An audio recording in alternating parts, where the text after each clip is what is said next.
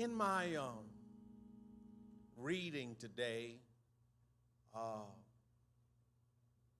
my devotional reading for Ash Wednesday, I came across Elder Hollingsworth. Boy, I need to say that more often, don't I?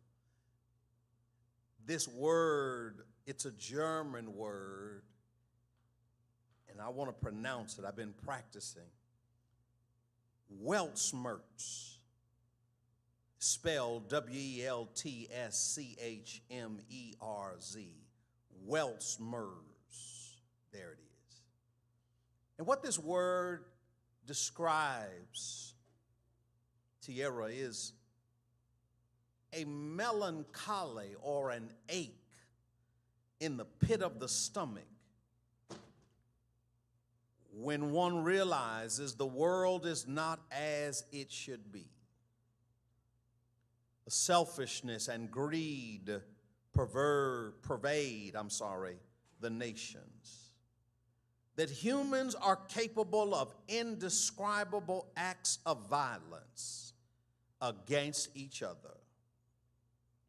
That the most terrible things can happen without cause or reason.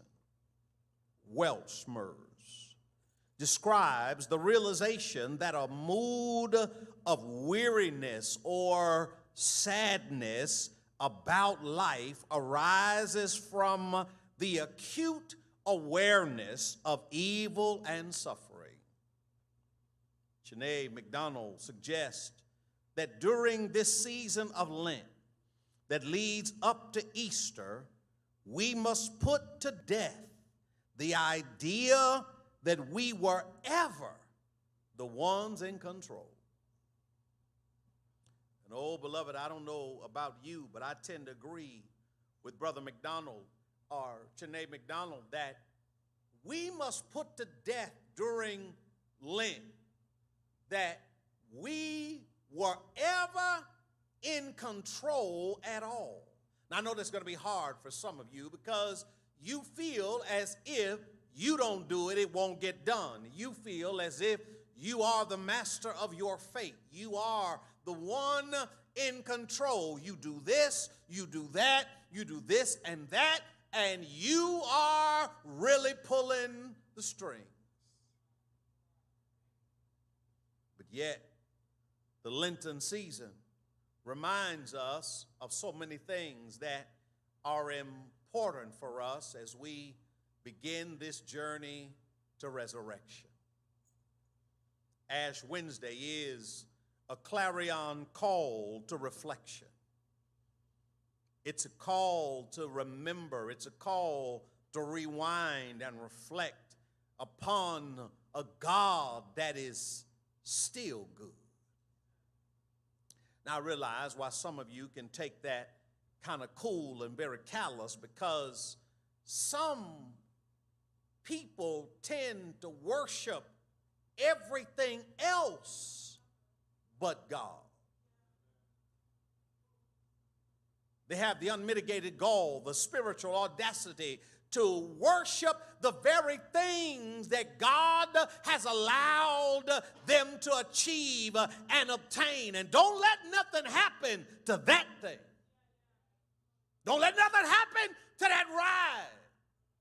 Don't let nothing happen to that house. Don't let nothing happen to the things, the accoutrements that go with us, that attach themselves to us. And we attach ourselves so much that if something goes wrong with them, don't talk to me for about an hour. Matter of fact, don't bother me for a couple of days if something go wrong with my ride. No, don't let nobody break in the house, steal a TV, like they don't make TVs to be stolen. But Lent is a point and a call to reflection. It's an opportunity for us, say us, for us to grasp the idea that one day all our steps are going to stop.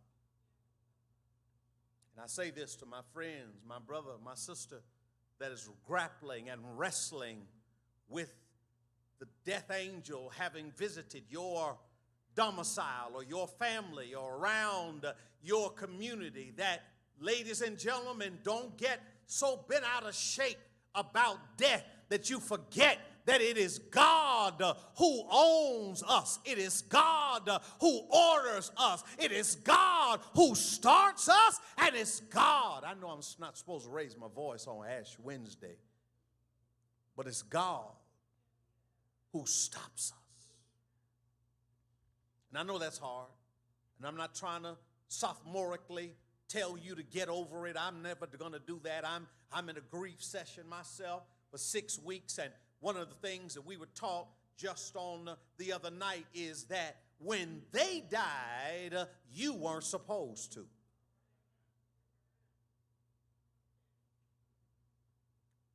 Another thing that she sold us was that you have to name it.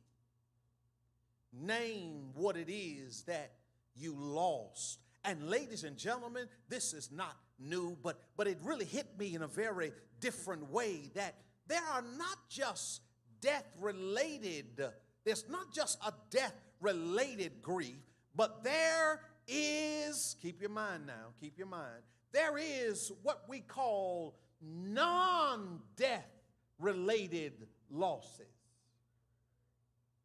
The loss of a relationship, the loss of a dream, the loss of a job, the loss of life as you knew it. And for those that are maturing and getting to spaces and places where you don't move as fast as you want to move, don't you fool yourself.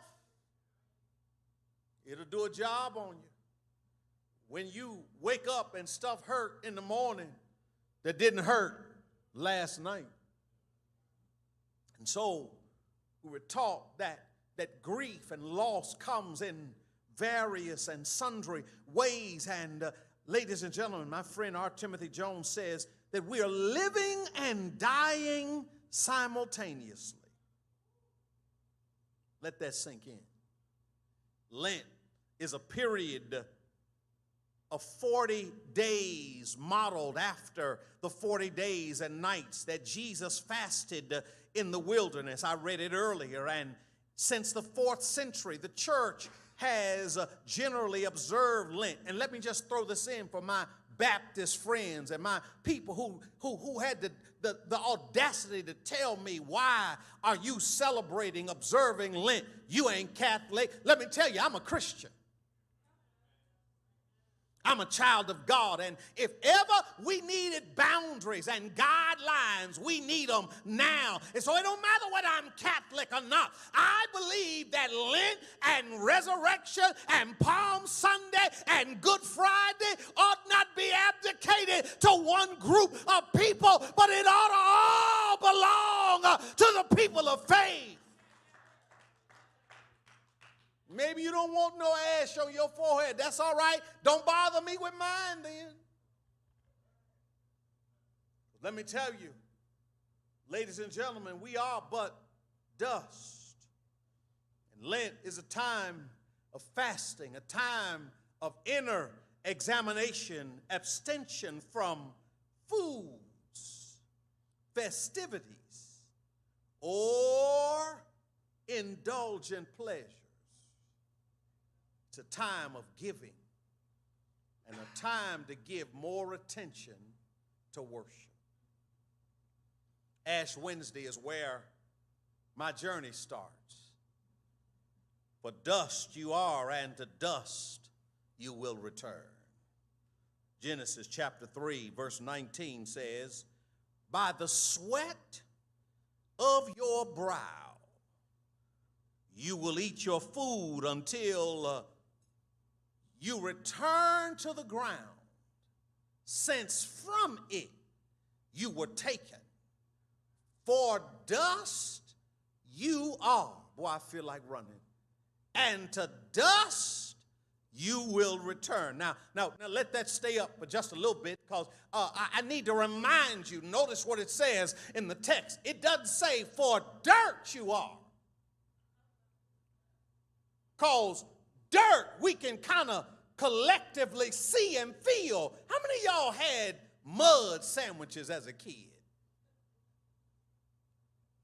I see y'all didn't have the kind of childhood I had. We made dirt pies, mud. Okay, all right. Let me not tell all my business. But we did it out of fun. It wasn't because we had to have that, but it was just something we did, as mischievous kids we did, because we played outside till we got tired. Maybe that's the problem with your kids. You keeping them inside too much. Let them run around outside and run some of that energy off and all of that and wear themselves out. So by the time they get that bath, they ain't got nothing else to do but go to sleep. I just helped some of y'all. Y'all stop putting that Benadryl in them and all that. Just let them run around a little bit.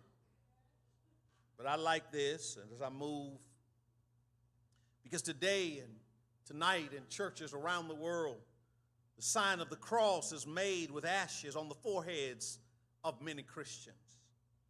Our journey as human beings starts with dust, doesn't it? The creation story tells us how God takes dust, forms a human being. I keep saying y'all don't know when to shout. God takes dust and forms it into a human being. And, well, I like doing that. Breathes into man the Ruach, the Spirit, and man becomes a living soul. But if God doesn't, y'all know what happens to dust, don't you? Y'all don't even like dust.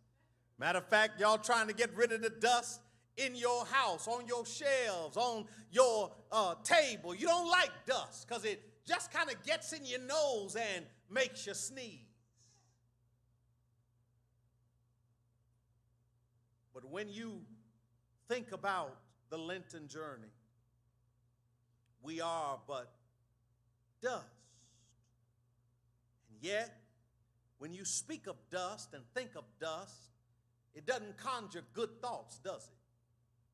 But yet, watch this. When God made man, he said it was very good. Oh, I know this is so simple, y'all don't get it, but God takes dust and then he says it's very good. That's why I told the Noonday Church, don't you let nobody looking at you label you as not good enough, not good looking, to where you got to go out and add some to order to fit people or make them look at you. When God made you, preach TJ, I'm doing the best I can on an Ash Wednesday night, because ladies and gentlemen, if God made you the way that you are and said it was very good, you ain't got to go to Miami and add nothing. You ain't got to go to the Dominican to get no extra. I feel like it anyway. God knows how we are formed and remembers that we are dust. Psalm 103 verse 14 says, for he knows how we are formed. He remembers that we are dust. And in the Passion Translation, it says, you know all about us, inside and out. You are mindful that we are made from, and then the words, to dust you will return. So often we live unaware of our mortality. A poet writes, everyone wants to go to heaven, but just not now. And today's ashes and words remind me that I have limits and that my life will end at some point. And I don't know about you, beloved, but I would hasten to remind you that all our days are numbered. So when we look at passage found in Matthew chapter 26, verses 6 through 13 for our last moments tonight, Bible says, and you know this story, but I can't afford to assume that you know it, because we live in a time where people who are who have never been raised on vacation Bible school or Sunday school need to know these stories. And this story here is of a woman, and the text says, while Jesus was in Bethany in the home of Simon the leper, a woman came to him with an alabaster jar of very expensive perfume, which she poured on his head as he was reclining at the table. When the disciples saw this, they were indignant. Why this waste? They asked. This perfume could have been sold at a high price and the money given to the poor. Aware of this, Jesus said to them, why are you bothering this woman? She has done a beautiful thing to me. The poor you will always have with you, but you will not always have me. When she poured this perfume on my body, she did it to prepare me for my burial. Truly, I tell you, wherever this gospel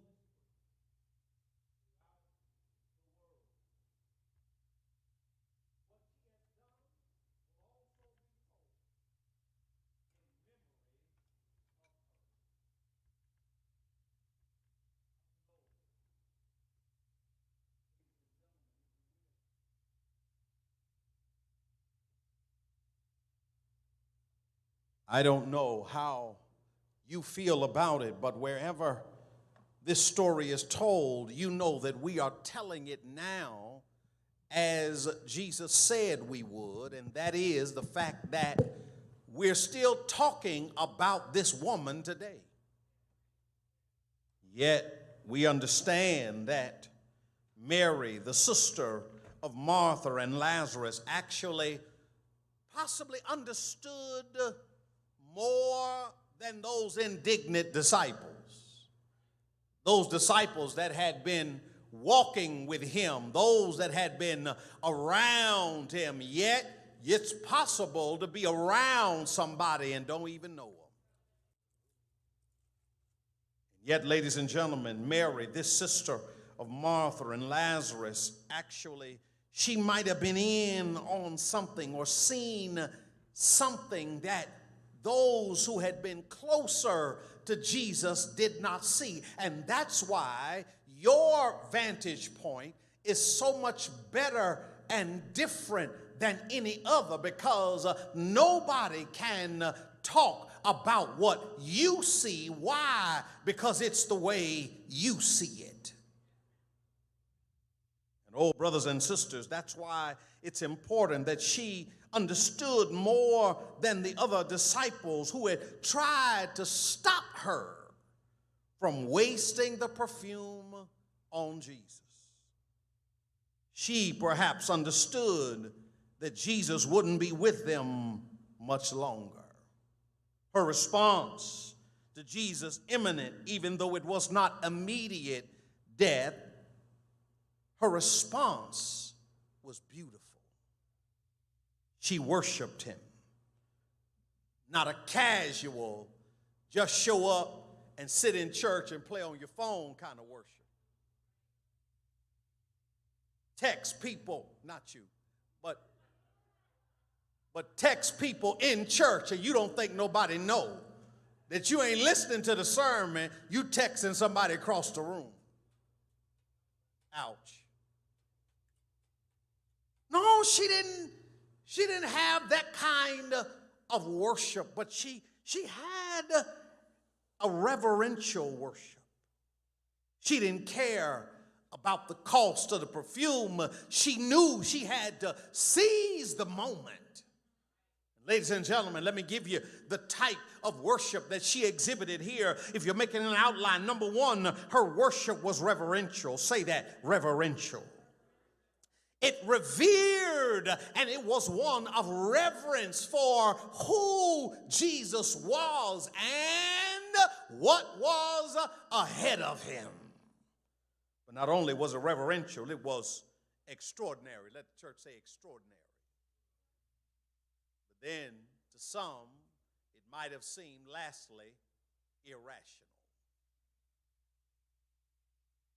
Ladies and gentlemen, now, I believe we are called to such a worship that goes beyond the ordinary, goes beyond your song, my part in the worship. She wasn't concerned about her time frame. She wasn't concerned about just being on when she was on. She didn't look at the clock or her wallet or at people around her who were wagging their fingers in judgment. You got to beware of the waggers. You got to beware of the people that wag their fingers in your face, proverbially or literally, and tell you it don't take all that.